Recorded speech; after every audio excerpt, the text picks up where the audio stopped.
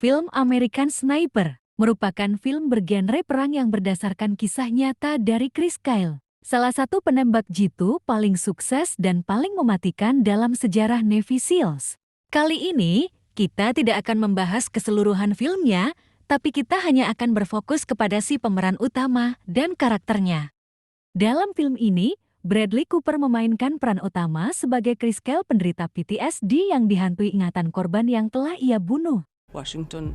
You got eyes on this? Can you confirm? Negative. Your call.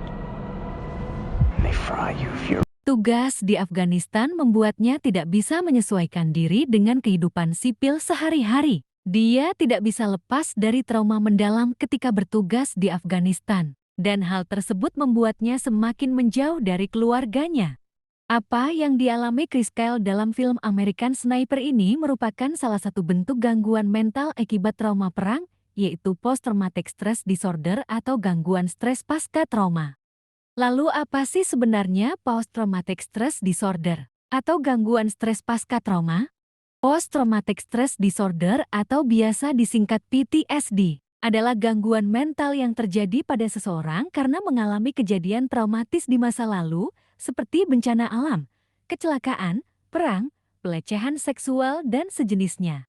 Dalam salah satu buku mantan Wakil Presiden Bank Dunia, Joseph Stiglitz mengungkapkan biaya termahal yang dikeluarkan pemerintah Amerika Serikat di Perang Irak-Afghanistan bukanlah untuk membeli senjata perang, melainkan biaya rehabilitasi dan kesehatan para tentara yang dikerahkan untuk berperang.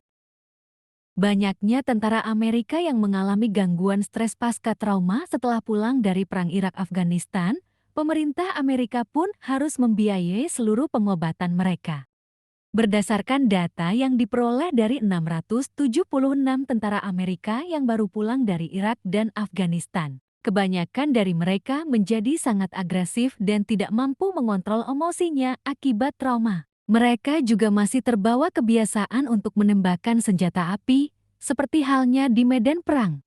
Beberapa penderita terkadang tidak menyadari sedang mengalami PTSD, sebab gejalanya bisa saja baru muncul dan dirasakan si penderita setelah beberapa bulan mengalami kejadian traumatis. Berikut ini gejala PTSD yang sering terjadi pada si penderita. Yang pertama, ingatan pada peristiwa traumatis. Si penderita sering kali teringat pada peristiwa yang membuatnya trauma dan merasa seakan mengulang kembali kejadian tersebut. Ingatan terhadap peristiwa traumatis itu juga seringkali hadir dalam mimpi buruk sehingga penderita tertekan secara emosional.